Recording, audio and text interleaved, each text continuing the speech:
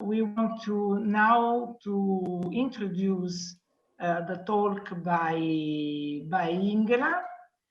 Ingela is another representatives of the female group in the ICPR that has achieved incredible results. Okay, and now she will present us her experience in Uppsala University and beyond.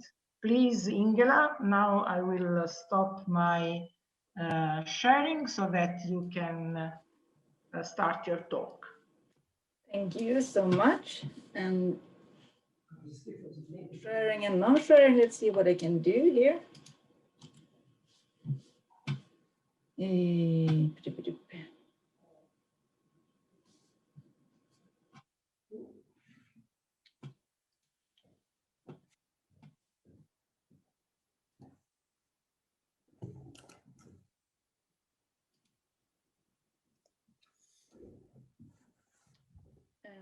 Maybe now, can you see my first slide?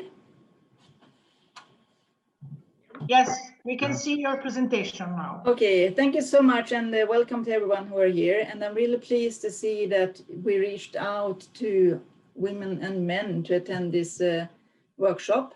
And I was given the chance to say what we have been doing lately for the recent years at Uppsala University in Sweden, but of course also my experience in an international setting on equal opportunities.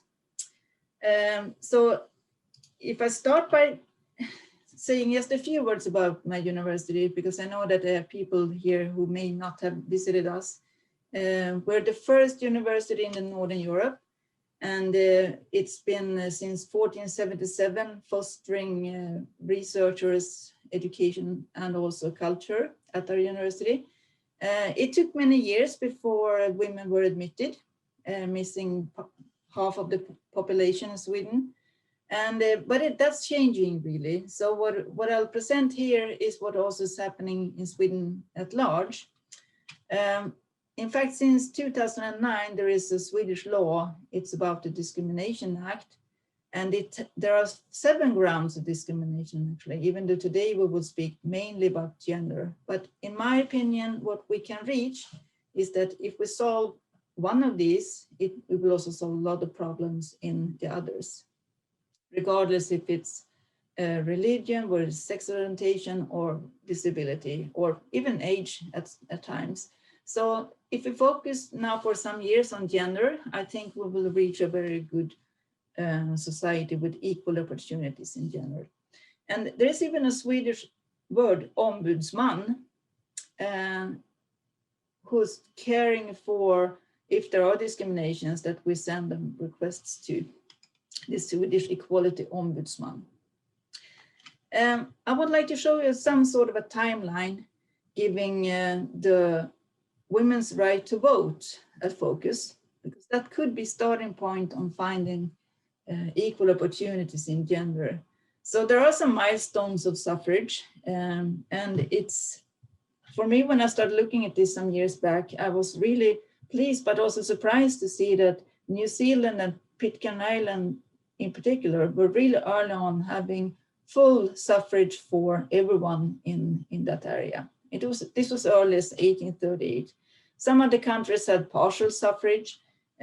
Also in Sweden, we had women's right to vote in some certain classes in society. But then if you look at the timeline going ahead, around big wars, the First World War, the Second World War, all of a sudden many things happen in the society. And for example, women's right to vote is being brought up. Because what happens during war times is that men are sent to war. And while they are at war, the women took care of society, of schools, of nursing, of every discipline in the society. And they cared for that the trains were running, they cared for society at large. And of course, then when all the men came back from war, all these women were not prepared to return to the home environment. So I think that could be one of the explanations that many countries and changes were made close after the First World War and the Second World War. If we look at this timeline, we can see that some countries were earlier and some were later. Maybe someone is feeling, oh no, I'm coming from Canada, why so late as in 1960? Of course, women were given right to vote also in Canada, but not all women. So some populations were not allowed until 1960 when it was full. And if we move ahead, even today, in fact, not every woman in the world have the right to vote. Late in 2015, Saudi Arabia gave almost full right to vote, but not for all parts in the whole country. So we still have some work to do. And this brings me to what is then happening in the gender equality. And we couldn't do some quantitative gender equality. Maybe we as scientists think about numbers many times. So the definition is that if you have numbers between 40 and 60% among women and men, then it's gender equality. On the other hand, if you look at it from a qualitative perspective, then it's defined that women and men should actually be given equal weight. So then it's not about how many, but rather the equal weight of it. Also, at times we see this word equity. So gender equity, that's a process where you're being fair to women and men. And it's also about the means how to reach the gender equality, regardless if it's qualitative or quantitative. And also in this perspective, if you do some reading, you will find the word gender mainstreaming. And I will not say this word in Swedish because it's actually a 24-letter long Swedish word. We tend to group our words together in Swedish. And the mainstreaming part here is where an organization is setting a strategy for integrating gender. And so it can be on how things are looked at within, how many committees you have in a certain organization, how they work together, and for example, if you're having an announcement position, how gender is mentioned in those situations. So all of this is about gender equality. And of course, numbers matter in this respect. If there's 0 or if there's 1 woman on a committee, it's important. It's about presence or no presence. But to me, the gender equality, it's not only a number. More important to me is that it's a mindset. It doesn't matter to me if we have 1, 2, or 3 present in a committee, but it's a mindset of everyone there. And in fact, I, over the years, met men who are really including, saying that everyone should be included regardless of gender or whatever. I've also met women who says, well, I haven't had it so easy, so why should you? So it's not about whether it's woman or man, it's actually the mindset of the person that comes to mind when it's gender equality. So coming from Sweden, I know that we do have a reputation of having come quite far in this respect. We have fathers staying home with their young children. We have paid leave for parental leave for a year and so on. But of course, we must look at this. Are we really equal in our academic world in Sweden? Well, I'm giving some numbers here, even if I say that numbers is not everything. So approximately 60% of our university students are today women. And this is increasing, and that's very unfortunate because we see that many of the boys in school, they are not performing well with the grades. So what will happen in the future if that's not turned, we don't know. And when you come to PhD students, it's about half-half. Professors, only 24% of the Swedish professors in Sweden are today women. And at my own university, I call it UU here, Uppsala University, it's only 20%. And also in my faculty of science and technology, it's only 1 of 10. That's not good numbers. And if we go to the corporate world, that's not so good either. If you look at the board members really having the steering of large companies, it's less than 20% who are board members that are women. So STEM, that's science, technology, engineering, mathematics. At my university, we've been looking at the percentage of women for a number of years. These are known numbers up till 2017. I will be given new numbers soon, but not today from this committee. It shows that the number of professors are growing, and also, in fact, the proportion of women are growing, but it's really going slowly.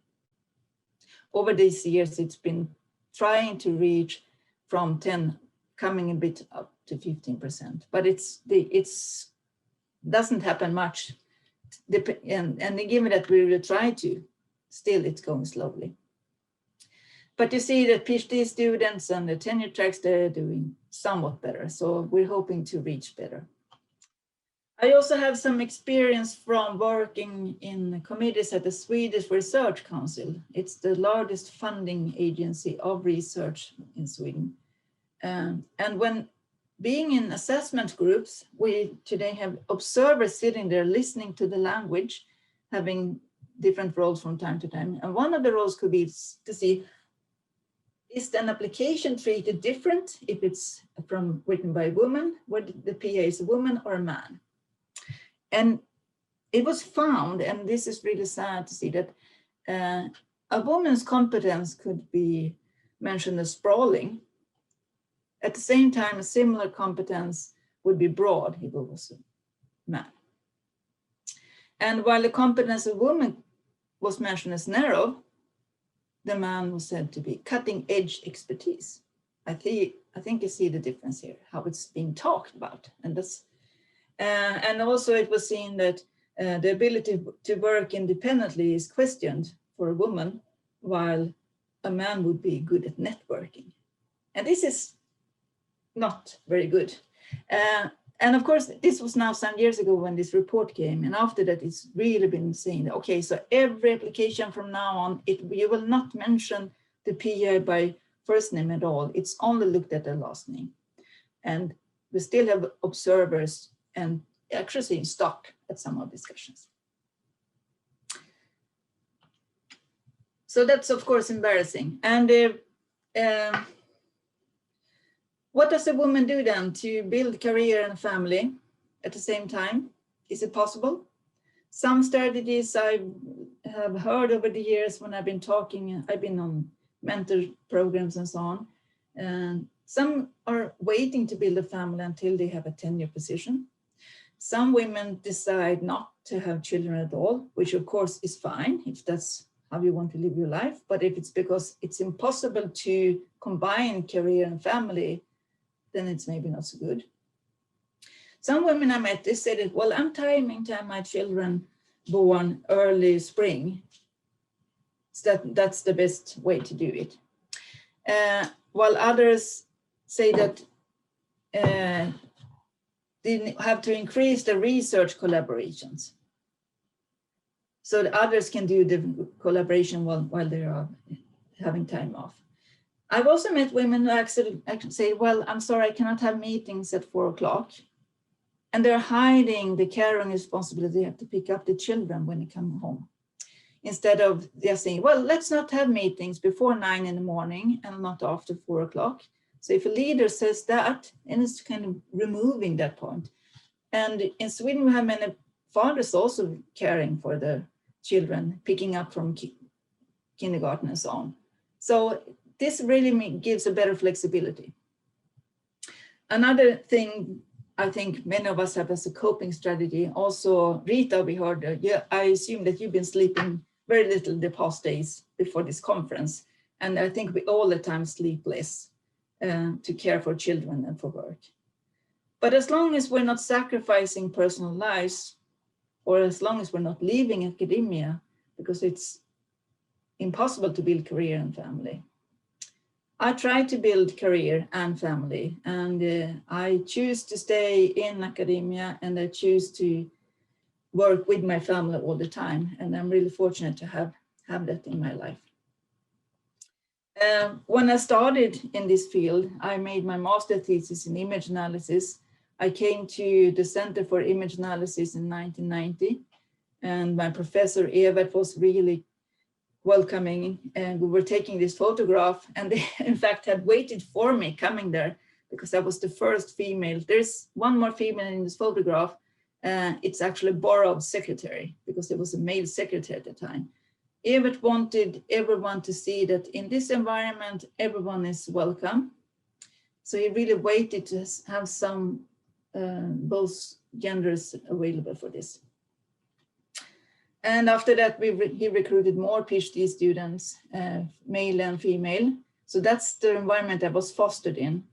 And later on, when I became professor at the Department of Information Technology, approximately 40 full professors at the time. And if you count here the number of female, they are 4 in total. And so in those 20 years, not much happened in terms of numbers, but I'm hoping that some other things happened. So it's a large department I belong to. It's 300 staff members, but we have a division where I have some more close statistics. Let me give examples. Today we have 21 PhD students employed, 12 are male, 9 are female, and this is in the field of image analysis and human-computer interaction. Currently we have 0 assistant professors, 4 associate professors, where it's 3 male and 1 female, and we have 11 full professors, 6 male and 5 female. So it's very top heavy organization in that matter, because we have many full professors. But I might challenge you to ask if it could even be a world record having the 6 male and 5 female in one or top. So of course I made some reflections on this then over the years, and I'm really convinced that job satisfaction is better in a mixed group. And this is true for women as well as for men. I would not like to work in a full female environment either. And I know some nurses have difficulties in that. One of the strategies we've been having is to look for qualified women when we have announcements, regardless if it's a senior lectureship or if it's a professorship or PhD student. And we do encourage these qualified women to apply. We do welcome them to talk to us and really say, please apply, please look for and see if this environment is good for you. But then when it comes to selecting in the recruitment, I always choose the best candidate. I would not opt to choose a woman candidate over a man candidate unless she's really the top candidate. I think no one benefits from being recruited because of being a woman. I would not like to have that feeling myself. And of course, I know that when there are women in leadership positions, they become role models. They are role models for others, and they are role models for each other also, not to be alone there. So a mixed environment, it contributes when we're recruiting, but also when you're promoting the ones you have recruited. And thereby also we retain women, and they tend to stay in our group. And I'm really pleased about knowing that. I don't know if this is explanations, or fact, that's difficult to know, but it's quite known that the section of mathematics and computer science has a poor gender diversity. And it's known also that it's poor, in particular for higher positions in academia. So I would like to hear later on, if you have ideas, how come the gender diversity is then better for us in our division than in general? Because I have a problem here the other way around, because within my university, Uppsala University, I sometimes hear that, well, image analysis, pattern recognition, that just must be a typical female subject. That's because you have such good balance. But how come I don't recognize that among colleagues in Sweden? And how come I don't recognize that when I go to ICPR conferences? So on an international level, is it really true? What is your experience? Maybe you can help me understand here and help me tell my university, no, it's not true in general.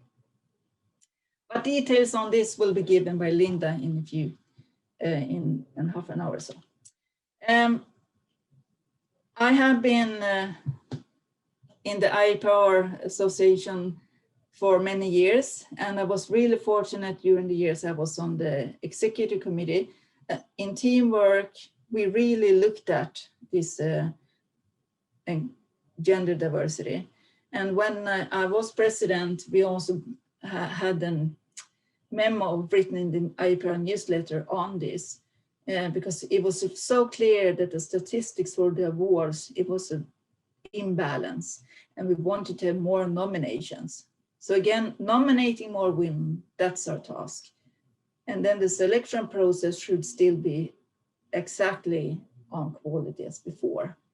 But nominating must be improved, and that's still true. So I'm just saying that we should serve as leaders, as mentors, and be good role models. We should share experiences, telling what happened to us and what did not happen to us if we were not selected at some point. And we should raise the awareness of this bias that is in fact there. Maybe it's unconscious, because and that's true from men as well as from women, because also women are not used to have so many female leaders. I seldom go into a heated conflict or accusation and saying, well, you did this, you said that, because I find it quite counterproductive when it comes to be seen as feminist rather. Instead, I often ask, what do you mean when you say that? And I'm hoping that will give the person the chance to reflect a bit on how they act in front of women and when. So before I start, I just want to show and tell who are my two main role models in this. And Gabriella was mentioned already before, but also Gunilla Borgefors, who today is Professor Emerita in our Center for Image Analysis.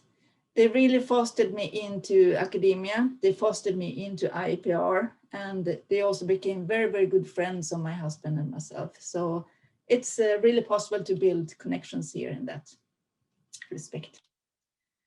A presentation like this maybe should have references to the number I gave. If you wish to have, I can find them. Some of them are in Swedish, but I'll be happy to translate. But I promise you that the percentage I given are coming from different sources. And I've been inspired to put this together by my Professor Ebert, who you saw in one of the first pictures, and also by Alexandra, who's been chairing this workshop. Also a professor in my lab who's today advisor to our own Vice Chancellor on equal opportunities. And to my many colleagues and friends and family over the world. So now the plan is that we should have some breakout rooms. And this is a workshop, so it means that you have to work also, not only us presenting. So we would like to have 10 to 15 minutes in breakout rooms. And I have listed here a few questions that could be discussed. For example, does your organization have gender diversity on the agenda? Is it mentioned at all? You could also discuss whether you believe that better job satisfaction is reached in mixed environments, and how does that then give high equality in the science, maybe? Maybe you can mention who are your role models, or any topic of your own interest. So I'm hoping that you wish to share your experiences, and I plan to walk between the breakout rooms. And then after that, we'll regather here in the more plenary room and bring up whatever you find appropriate to bring up in the larger setting. So thank you so much for your attention.